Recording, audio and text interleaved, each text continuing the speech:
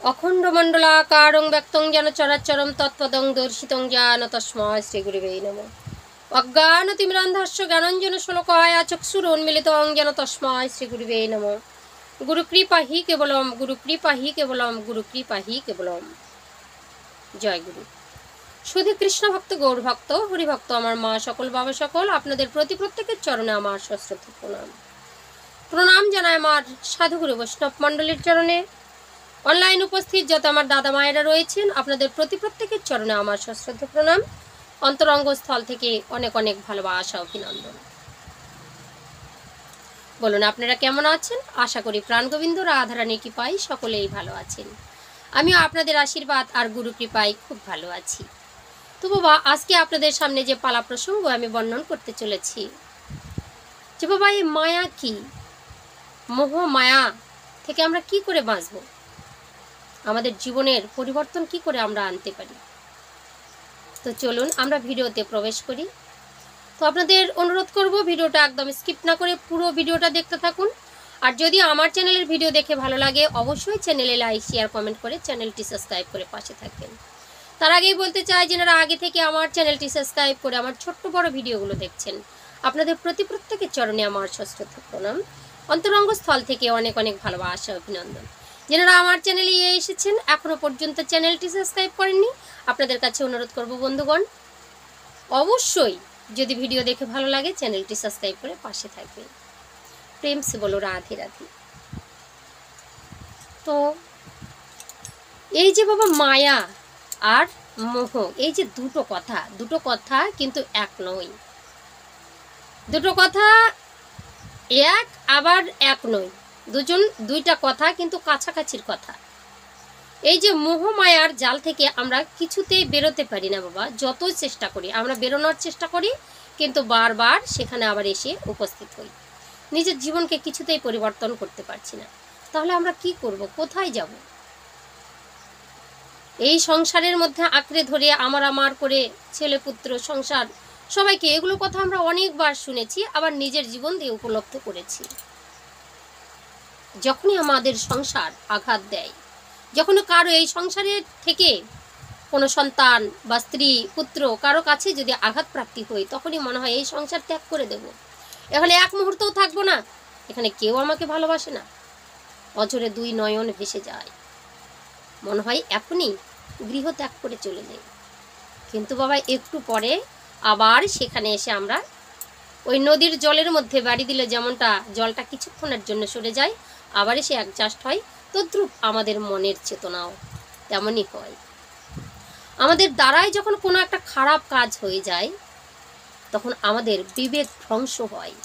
এ কি করলাম, কেন করলাম, এটা আমি করতে পারলাম, আমি আর জীবনেও এই কাজ করব না, কোনোদিন করব না। কানে কান ধরেছি, নাকে মাটি দিলাম, আর জীবনেও করব না, আমার দ্বারাই ভুল হয়ে গেছে। এই যে যেই কাজ করতে গিয়ে বাবা বিবেক ধ্বংস হয়, যেই কাজ করতে গিয়ে আঘাত পেতে হয়, যেই কাজ করতে গিয়ে আমাদের দুঃখ পেতে হয়, সেই কাজগুলো থেকে আমরা কেন বিরত থাকতে পারছি না? বারবার সেখানে আমরা আকৃষ্ট হয়ে যাচ্ছি। আজকে যে খাবারটা খাচ্ছি, কালকে আবার কিছুদিন পরে আবার সেই খাবারটা আবার খেতে ইচ্ছে করছে, মনে হচ্ছে বর্জন করব। কৃষ্ণ ভক্ত যারা রয়েছেন, আমার গুরু ভাই বোন আত্মীয় স্বজন যারা, তো তারা ভাবেন যে গুরু আশ্রয় নিয়েছি, অনেকে আছেন এমনটা, গুরু আশ্রয় নিয়েছি কিন্তু কিছুতেই পেঁয়াজ রসুন মাছ মাংসটা ছাড়তেই পারছি না। গুরুদেব আদেশ দিয়েছেন পেঁয়াজ রসুন বর্জনীয়, কিছু করা যাবে না, পরকীয়া করা যাবে না, এগুলো সব আমাদের নিষেধাজ্ঞা, কিন্তু কেন কিছুতেই পারছি না। তো বাবা, আমার মতো অধম এই সমাজের মধ্যে সব থেকে ক্ষুদ্র নরকীট, পাপি তাপি যত কিছু বলতে পারেন, আমি একটা আছি, আমি পারি না।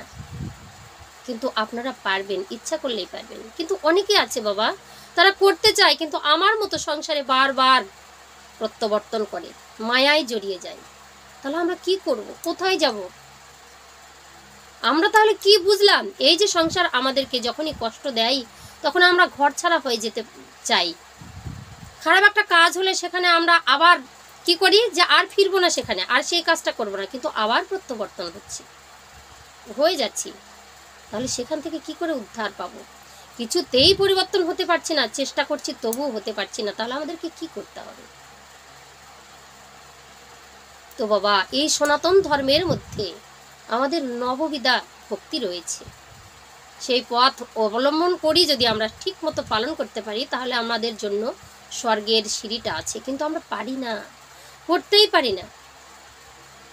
দশবিধ সংস্কার আমাদের জন্য রয়েছে, সবই কিছু রয়েছে, কিন্তু আমাদের সামনে থাকতেও আমরা সেটাকে কিছুতেই অবলম্বন করতে পারি না, সেটার জন্য আমরা অভ্যস্ত হতে পারি না। তাহলে আমাদেরকে কি করতে হবে? বাবা জানেন তো, এই যে মহাভারতের যুদ্ধটা হলো, যুদ্ধের প্রত্যেকটা কথাই 18 দিন যুদ্ধ হলো, প্রত্যেকটা কথাই কথাই মানুষের জীবনের সঙ্গে কিন্তু অ্যাডজাস্ট আছে বাবা। আমাদের জীবনের অন্ধকারগুলোকে, এই যে আমাদের মোহ মায়ার জালটা থেকে বেরিয়ে আসার জন্য আমাদের একটা পথের যে সন্ধান। দেখুন ধৃতরাষ্ট্র কেমন ছিল, যে 100টা পুত্র যখন নিধন হয়ে গেল, কার হাতে? সেই পঞ্চপাণ্ডবের হাতে। গান্ধারী মাতা ধৃতরাষ্ট্র কান্নায় ভেঙে পড়ল। একটা সন্তান হারালে তার কি ব্যথা, 100টা পুত্র হারালে তার কি ব্যথা, ব্যথায় আকুল প্রাণ কষ্টতে ছটপট করছে, তাই না? চোখের সামনে কুলবধূরা ওই সাদা থান করে ঘুরছে, তবুও তারা কি করেছে? তাদের চেতনা উদয় হলো না, মোহ দূর হলো না, মায়া জাল থেকে বেরোতে পারলো না। কেন? ভালো একটা সঙ্গ ছিল না, ভালো একটা মানুষের পরশ পায়নি, তাই এমন করতে পারেনি। কুসঙ্গের থেকে থেকে অভ্যাসটা এমনই হয়ে গেল যে কোথায় গেলে আমার বিবেকটা জন্ম হবে। এই যে মোহটা, মোহ কি? একটা ভালো জিনিসকে, আমাদের মনের যে একটা ভালো একটা জায়গা, সেটাকে ঢেকে রাখে এই মোহজাল। এখানে কিছুতেই পৌঁছাতে দেয় না। আপনি যতবারই ভাবছেন যে আমি পরিবর্তন হব, কিন্তু কিছুতেই হতে পারছি না, বারবার টেনে টেনে সংসারে নিয়ে আসে। তারা তখনও সংসারের মায়া ত্যাগ করতে পারলো না, এত কান্না হতো, শোকাহত হয়ে পড়লেন, তবুও সংসারের মায়া জাল থেকে বেরোতে পারলেন না। তাদের কি ছিল? তাদের উচিত ছিল, যারা তাদের সন্তানদের বিনাশ করলো, এই যে পঞ্চপাণ্ডব, তাদের প্রতি একটা ঘৃণা, তাই না? তাদের প্রতি একটা প্রতিহিংসা, সেই জিনিসটাই তাদের মধ্যে কি বলবো, সেই জ্ঞানটাই উপস্থিত হলো না। এটাই হচ্ছে মোহ। আর মায়া কি? মায়া হচ্ছে আমার সংসার, আমারই সব ছিল, এগুলো সব আমার, বেঁচে তো আছি, খাবো থাকবো চলবো, সবাই তো আমার। ছেলেরা মারা গেছে তো কি হচ্ছে, সব ভাইপো সবাই কেউ আছে, সবাইকে নিয়ে বাঁচবো। এই জায়গাটা যে বাঁচার আশা, জিনিসের প্রতি আকর্ষণ, এই যে মায়া, এটাকে কিছুতেই ত্যাগ করতে পারলেন না। তারা কি করলেন? যাদের হাতে নিজের সন্তানরা বলি হলো, নিজের রাজ্য চলে গেল, তাদের হাতে অন্ন গ্রহণ করে বেঁচে থাকতে হলো। দেখেছেন? ধৃতরাষ্ট্রর যখন সব কিছু হরণ করে নেওয়া হলো, মানে এটা তো পঞ্চপাণ্ডবের দোষ না, এই যুদ্ধ এমনিতেই উপস্থিত হয়েছে। দুর্যোধন, দুঃশাসন, সেই দুরাচারী সবার হাতে তারাই বিনাশ হয়ে গেল বাবা। তো সত্যের জয় হয়, অধর্মের কিন্তু নাশ হয়। তো ভগবান শ্রীকৃষ্ণ সহায় থাকেন, সত্যের পথে সহায় থাকেন। সেই সত্যের সন্ধানটা জানতে হবে। ভগবানকে যদি সহায় পেতে চাই, তাহলে তার একটা সন্ধানের একটা পথ যে দেখাবে, তার প্রয়োজন আছে। কিন্তু ধৃতরাষ্ট্রের সেটা ছিল না। ধৃতরাষ্ট্রের চোখের সামনে শ্রী গোবিন্দ ভগবান সবসময় ঘুরতেন, কিন্তু তার চোখ দুটো অন্ধ হলে কি হবে? হৃদয়টা দিয়ে অনুভব করতে পারেননি, কারণ হৃদয়ে ওই জ্ঞানের চেতনাটাই ছিল না যে ভগবান আমার কাছে আছে, এত কিছু অলৌকিক অলৌকিক ঘটনা ঘটে যাচ্ছে, কিন্তু তাকে বিশ্বাস করতেই পারলাম না যে সেই ভগবান। প্রত্যেক দিন ধৃতরাষ্ট্র ওই রান্না করা, দ্রৌপদী রান্না করে আর নিয়ে গিয়ে ওই খেতে দেয়, সেই হচ্ছে যুধিষ্ঠির ধৃতরাষ্ট্রকে, প্রত্যেক দিন খায়। ধৃতরাষ্ট্র প্রত্যেক দিন তাদের অন্ন গ্রহণ করে বেঁচে আছেন। একদিন বিদুর মনে মনে চিন্তা করলো, আহা ছি ছি ছি ছি ছি, যাদের সঙ্গে এই যে হিংসা করে তার রাজ্যচ্যুত করা হয়েছিল, কুলবধূর ছিল, তা হানি করা হলো, যাদেরকে সংসার থেকে বিতাড়িত করে দেওয়া হলো, রাজমুটুক ছিনিয়ে নেওয়া হলো, সব কিছু ছিনিয়ে নেওয়া হলো, তাদের অন্ন গ্রহণ করে বাঁচছে, এ মানুষ না পশু? এর কোন দিন জ্ঞানের চেতনা হবে? দয়া হলো কার? না বিদুরের। বিদুরের মতো সৎ ব্যক্তি, বিদুরজির মতো সৎ ব্যক্তির প্রয়োজন আছে সংসারে। দয়া হলো, যে যুধিষ্ঠির ডেকে উঠেছে, জ্যাঠামশাই জ্যাঠামশাই অন্ন এনেছি, গ্রহণ করুন। আগেই বিদুর এসে বলে গেল, কাকা দাদা, তোমার কি লজ্জা নেই, ঘৃণা নেই? যার তুমি এত কিছু করেছো, যার ধ্বংসের মুখে ফেলে দিয়েছিলে, যার হাতেই তোমার 100টা পুত্র বলে গেল, তোমার বিবেক বলতে কিছু নেই? কি করে তুমি খাও, কি করে খেতে পারো, কি করে বেঁচে আছো? আমি হলো তো লজ্জায় ঘৃণায় আমি আত্মহত্যা করতাম, তোমার এই বিবেকটুকু জন্ম নেয় না? ধৃতরাষ্ট্র বসে বসে কাঁদছে, 2 নয়ন বাড়ি ধারা ঝরে যাচ্ছে, কি করলাম আমি? তাই তো এই কথাটা তো আমি কোনোদিন ভাবতে পারিনি। ভাববে কি করে? সেই সঙ্গটা হয়তো তুমি পাওনি। ডাকলো জ্যাঠামশাই, বলছে বাবা যুধিষ্ঠির, জ্যাঠামশাই এই যে আপনার খাবার নিয়ে এসেছি। বাবা যুধিষ্ঠির, আমি আর খাবো না, আমি আর খেতে পারবো না। কেন? প্রত্যেকদিন তো খেতে, অনেক খেয়েছি তোদের, অনেক কিছু করেছি, অনেক কিছু আঁকড়ে ধরেছিলাম, কিন্তু আর কিছু খেতে চাই না, আমি চাই না, তুই নিয়ে যা, তুই চলে যা আমার চোখের সামনেতে। হাউ হাউ করে 2 নয়ন ভরে খাচ্ছে। বিদুর এসে বলছে, দাদা এখন কাঁদছো কেন? আগে এই অনুশোচনা তো করতে পারতে, সময় চলে গেছে, চোখের সামনে ভগবান দাঁড়িয়েছিল, তার পথের অনুসন্ধান করনি, যেটা সত্য সেটাকে জানতে পারোনি। তাহলে সত্যটা কি? এই যে দুঃখ বেদনা জ্বালাগুলো তোমার হচ্ছে, হয়ে যে অনুশোচনাটা তুমি করছো, সেটাই তোমার সত্য, সেটাই সঠিক। এত কিছু ছিল, সব কিছু এখন নাই, এটাই সত্য। এই জীবনে এসেছো তোমার জন্য, তুমি একটু ভাবো, যাকে আঁকড়ে ধরে বেঁচেছিলাম, সেই মায়া মোহ জাল থেকে তুমি বেরিয়ে এসো, তুমি সঠিক পথে হাঁটো। তোমার কি বিবেক জাগেনি এখনো? তুমি শত্রুর হাতের অন্ন খাচ্ছ, লজ্জা বলতে কিছু নেই তোমার? বিদু, তুমি ঠিকই বলেছো, আমার লজ্জা ঘৃণা এই বিবেক কোনোদিনও হয়নি। কেন? কেউ এসে আমাকে কোনোদিন বলেনি যে আমি কোন দিকে যাব। আমার নয়ন দুটো অন্ধ তো। দাদা চুপ করো, তোমার নয়ন দুটো অন্ধ, কিন্তু অন্তরটা তো ছিল, অন্তর দিয়ে অনুভব করেছো কি একদিনও? যারা তোমার ভাইপো, তাদেরকে কতটা কষ্ট দিয়েছো? তাদের সঙ্গে ভগবান শ্রীকৃষ্ণ সবসময় থাকতো। বিশ্ব ব্রহ্মাণ্ডে যার খ্যাতি, বিশ্ব ব্রহ্মাণ্ডের মালিক, সে তোমার চোখের সামনে ঘুরতো, তাকে তুমি চিনলে না? ভিতরে আমি তাহলে কি করব? আমি যে অন্ধ, আমি পথ দেখতে পাই না, আমি কোন পথে যাব? তাকে কোন পথের সন্ধানে গেলে আমি তার পথ পাবো খুঁজে? আমি তোমাকে সন্ধান দেব, আমি তোমাকে হাত ধরে নিয়ে যাব সেই পথের সন্ধানে। এসো আমার সঙ্গে। কি করতে হবে? তোমাকে কোথাও যেতে হবে না। এসো মানে কি? এসো মানে সেই পথে এসো। এই যে চৈতন্যটা হয়েছে, এখন ঝরঝর করে কাঁদছো, তাহলে তুমি কি করবে? যে চোখের সামনে ছিল সেই অমৃতকে ফেলে দিয়ে বিষ ভক্ষণ করেছো, তার একটু সাধনা করো, যে তোমাকে পার করবে। কার সাধনা? প্রাণ গোবিন্দ শ্রীকৃষ্ণ দয়াল গোবিন্দ, তার সাধনা করো। কেমন করে করব? মন প্রাণ খুলে করো, অহংকার দূরীভূত করো, হিংসাগুলো পরিত্যাগ করো, মানুষকে ইগনোর করা পরিত্যাগ করো। মানুষের হিদাহিত জ্ঞানটা, যে তোমার কে তোমাকে আঘাত দিল, কাকে তুমি কটু কথা বললে, এই সবগুলো দূর করে দিয়ে মন প্রাণ দিয়ে তার চরণে কাঁদো। এখন কেঁদে কোনো লাভ হবে না বলছি। এখন বিদুরের মতো এই যে আমাদের যে মনের অহংকারগুলো, মনের দুঃখগুলো, অন্ধকারগুলো, সেগুলো কি করে দূরীভূত করব? প্রত্যেকটা ব্যক্তির এইরকম প্রয়োজন আছে একটি পরশ পাথরের, যে পরশ পাথরকে স্পর্শ করলে সেই লোহা ও সোনাতে পরিণত হয়। আমাদের মতো জাং ধরা লোহাগুলো প্রত্যেকটা জীবের মধ্যে আছে, যারা পরিবর্তন হতেই পারছে না, তার প্রয়োজন আছে এইরকম একটা পরশ পাথরের। কেমন?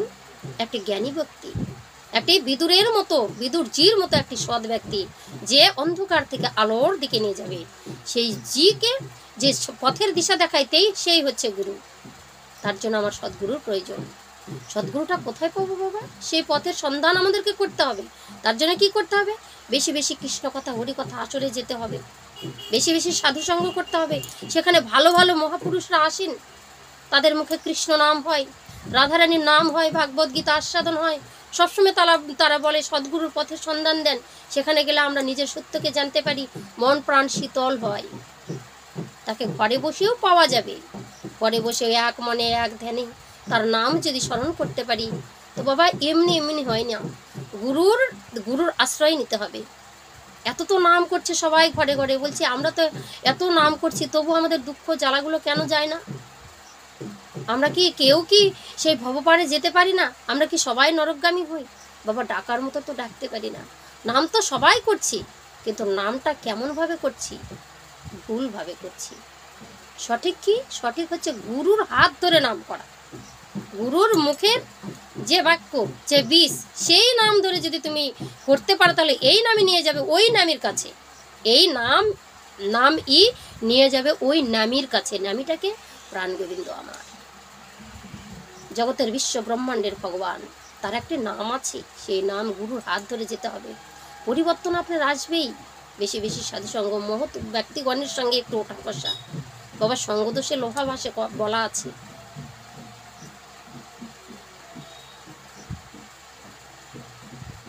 যাকে তাকে হৃদয় দেওয়া যাবে না, যার তার পরশে যাওয়া যাবে না। গুরুর আদেশ এটা। কোনো ধর্মকে ছোট করা যাবে না, নিজেকে কখনো বড় ভাবা যাবে না। এইভাবে তাদের একটা রুটিন মাফিক চলা যায়, সেই চলাফেরার মধ্যে দিয়ে নিজেকে আমরা পরিবর্তন করতে পারি, আপনিও সুখী হতে পারেন। বিদুরকে বলছে, ওরে বিদুর, আমি তাকে কি করে দেখতে পারবো? কাকে? বলছে সেই যে তুমি নাম বললে, যদি নয়ন দুটো থাকতো তাকে একবার আমি দেখতে আমি, আমার মনে বড় বাসনা, এই নয়ন তো আমার নেই। বলছে তুমি তার নাম করে কাঁদো, সে যদি করুণা করে তাহলে তুমি নিশ্চয়ই দেখতে পারবে। তো ভগবান শ্রীকৃষ্ণ কি বলেছিল? বিশ্বরূপ দর্শন করবার সময় অর্জুনকে বলেছিল, এই নেত্র দিয়ে দেখা যায় না, দিব্য দৃষ্টি চাই। দিব্য দৃষ্টিটা কে দেবে? ভগবান যদি করুণা করে তাহলে জ্ঞানের নেত্রটা খুলে যেতে পারে। তার জন্য কি করতে হবে? গুরুর সাধন ভজনের পর।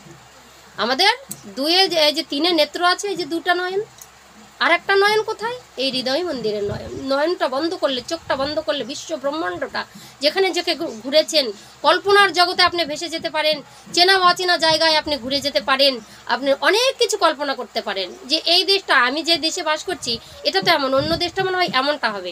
কেমন করে জানলেন? এই মনের নেত্রটা, নয়নটা মুদ্রিত করলে দুনিয়াটাও আপনি দেখতে পারবেন। তো জ্ঞান নেত্র যদি আপনি জাগাতে চান, তাহলে আমার গুরুর আশ্রয় নিতে হবে। তার সাধন ভোজনের পথ নিয়ে ওই জ্ঞাননেত্রটা খুলবে, তবে তো তার কাছে পৌঁছাতে পারবো বাবা, নিজেকে পরিবর্তন করতে পারবো। না হলে সারা জীবন এই মায়া মায়া করেই আমাদের জীবনটা শেষকালে কি হবে? কৃষ্ণ নামও উচ্চারণ হবে না, সেখানে গেলে কিছু বলতেই পারবো না আমরা। সঙ্গে সঙ্গে কি করলো বাবা? সেই বিদুরকে বলছে তাকে একটু সামনে নিয়ে এসো। বলছে তুমি কাঁদো, তুমি যত পারো তার নাম করে কাঁদো, কৃষ্ণ বলো, কৃষ্ণ কৃষ্ণ বলে নয়ন বাড়ি ধরে জড়াও। কার জন্য তুমি কাঁদছো? এই মায়ার সংসারে জিনিসপত্র এত কিছু আছে, তাদের জন্য কাঁদো না। যার জন্য কাঁদলে মনে প্রাণে শান্তি মেলে। এত কিছু ছিল এখন হারিয়ে গেছে, তাদের শোকে পড়ে থাকলে তোমার বারবার আসতে হবে। আর তার জন্য যদি কাঁদো, তাহলে তোমাকে এই ধরা জামে আর এইরকম কষ্ট পেতে আসতে হবে। ধৃতরাষ্ট্র নয়ন মুদ্রিত করে কান্না ভেসে যাচ্ছে, বুক ভেসে যাচ্ছে, কাঁদতে কাঁদতে আর বলছে কৃষ্ণ কৃষ্ণ কৃষ্ণ, দেখা দে কৃষ্ণ। যখন আমার সময় ছিল চোখের সামনে ঘুরেছ, তখন তোমাকে আমি দেখতে পারিনি। একবার করুণা কর কৃষ্ণ, একবার আয় বাবা, একবার দেখা দে। এই যে মন প্রাণ দে সেই বাৎসল্য প্রেমে, আয় বাবা আয়, আমাকে দেখা দে বাবা। যে যেমনটা করে ডাকে, যে প্রেমে তাকে ডাকবে, সেই প্রেমে ভগবান এসে ধরা দেন, এসে সামনে হাজির। জ্যাঠামশাই কাঁদছেন কেন? কৃষ্ণ তুই এসেছিস বাবা, তুই এসেছিস, কেন কাঁদছেন? বাবা রে, আমার মনে বড় বাসনা জেগেছে, তুই নাকি বিশ্ব ব্রহ্মাণ্ডের ভগবান, কত কিছু করে গেলি, কিন্তু আমার সময় থাকতে আমি সেটা বুঝতেই পারলাম না। কিন্তু এখন বুঝেছি এই বিশ্ব ব্রহ্মাণ্ডের তুই ভগবান। আমি জেনেছি, কার হাত ধরে জানলাম? সেই বিদুরের হাতে জানলাম। সে আমাকে সেই পথের সন্ধান দিল, তুই বিশ্বের ভগবান। আমি বিশ্বাস করেছি। জানিস কৃষ্ণ আমি কেন কাঁদছি? আমার নয়ন দুটো যদি ভালো থাকতো, অন্ধ যদি না থাকতো, তাহলে তোর রূপটা দেখে আমি একটু মনোপ্রাণে শান্তি পেতাম। এক নিমিষের মধ্যে যদি আমি নয়নটা পাই, আমি যদি দৃষ্টি পেতাম, তাহলে তোকে আমি দেখতে পারতাম। আমার সেই দৃষ্টি নেই। আমরা প্রত্যেকটা ব্যক্তি বাবা দুটো নয়ন নিয়ে বসে আছি, সেই জ্ঞান নেত্র খুলতে পারিনি। ভগবানকে দেখবার মতো অভিলাষ আমাদের জন্মে না। যদি সেই অভিলাষ আমাদের জন্মিত, ভগবানকে কেঁদে কেঁদে বলতাম, দয়াময় একটা বার সেই দৃষ্টি দাও, যে দৃষ্টি দিয়ে তোমাকে দেখতে পারি। অন্ধ ধৃতরাষ্ট্র, পাপী ধৃতরাষ্ট্র কান্নাই ভেঙে পড়লো। ভগবান বলছে, জ্যাঠামশাই তুমি কেঁদো না, তুমি কেঁদো না, তোমাকে এখনই আমি দিব্য দৃষ্টি দিচ্ছি, যে দৃষ্টি দিয়ে তুমি আমাকে দেখতে পারবে। যেই না কপালের মধ্যে হস্তটা ছুঁয়ে দিলেন, সঙ্গে সঙ্গে ধৃতরাষ্ট্রের দুই নয়ন নিয়ে জ্যোতি এলো বাবা। আর সেই জ্যোতির যে দেখে সঙ্গে সঙ্গে দেখছে দয়াময় আমার দাঁড়িয়ে আছেন সামনে, মুরুরি মোহন বংশীধারী, দুই চরণে নুপুর, কোমরে কোটি বন্ধন, গলায় বনফুলের মালা, অধরে হাসি, হস্তে মুরলি, অধরে ধরে আছে বাবা সেই ফাঁকা ঘনশ্যাম, কপালে তিলক শিখা, মস্তকে ময়ূরের পাখা, দাঁড়িয়ে আছেন ত্রিভঙ্গ রূপ ধরে। ধৃতরাষ্ট্র বলছে, আহা, আমি যে ধন্য হয়ে গেলাম, এই রূপ যে আমি আগে কোনোদিনও দেখিনি। আগে যদি কত এসেছিস বাবা, তোকে যদি আগে দেখতাম, তাহলে তো এই বিশ্ব ব্রহ্মাণ্ডের মায়াই আমি পড়ে থাকতাম না। আমি তো বুঝতে পারিনি, আমি চিনতে পারিনি এত ভুবন ভুলানো রূপ। সঙ্গে সঙ্গে বলছে, দে দে কৃষ্ণ, আমার নয়ন দুটো বন্ধ করে দে, আমি আর চাই না, এই নয়ন দে, আমি আর দেখতে চাই না। বলছি, জ্যাঠামশাই এতদিন পরে দৃষ্টি ফিরে পেলেন, আরে এখন কেন নয়ন বন্ধ করে দিচ্ছে? এই রূপ যেই নয়নে দেখা যায়, সেই নয়নে আমি আর কাউকে দেখতে চাই না। আমি কারো প্রেমে বাধা হতে পারবো না, বাধা হতে চাই না। আমার নয়ন দুটো আগের মতো করে দিন, এই রূপটা দেখে যেন আমি অন্তরে তোরে এই রূপ নিয়েই থাকতে পারি। বাবারি, যেই নয়নে ভগবানকে একবার কেউ দেখেছে, সেই নয়ন দিয়ে অন্য কাউকে দেখতে চায় না তারা। এই তো জীবের পরিবর্তন, এই পরিবর্তনের জন্য একজন সৎ ব্যক্তির প্রয়োজন আছে, এক সৎ গুরুর প্রয়োজন আছে। গুরু আমার পরম দয়াল, গুরু শিষ্যের দুঃখ জ্বালা সব ধারণ করেন বাবা। রামকৃষ্ণ পরমহংস দেবকে দেখেছেন আপনি? দেখেছেন? শিষ্যর ক্যান্সার রোগটা নিজের শরীরে নিয়েছিলেন শিষ্যকে বাঁচাবার জন্য। ভগবান শ্রীকৃষ্ণ তো অর্জুনকে বলেছিল, বলছে, অর্জুন তুমি মন স্থির করো, তুমি যুদ্ধ করো, ওঠো। ক্ষত্রিয় স্বভাব যুদ্ধ করা, তুমি কেন করবে না? তোমাকে করতেই হবে। মন স্থির করবো, সামনে এত আত্মীয় স্বজন, সবাইকে কি করে মারবো? এই যে মায়া, বলছে এগুলো যারা দেখছো, যেগুলো দেখছো, এগুলো কিচ্ছু নয়, আগেই মেরে রেখেছি এগুলো আমি। তুমি শুধু উপলক্ষ, আমি আদেশ করছি তোমাকে করতে হবে। কি করে বিশ্বাস করবে তুমি? ভগবান বিশ্বরূপ ভগবান যখন দর্শন করালো, বলছে, প্রভু তুমি তো বলেছো মনকে স্থির করতে, মন তো আমি স্থির করতে পারবো না। মন তো বাতাসে এর থেকে চঞ্চল, যেদিক সেদিক ছুটে যায়, তাকে কি করে আমি আবদ্ধ করব? আমার পক্ষে সম্ভব নয়। বলছে, পারবে না? তাহলে চেষ্টা তো করো একবার, চেষ্টা তো করো বাবা। সবাই একবার চেষ্টা করো মনকে নিয়ন্ত্রণ করার জন্য।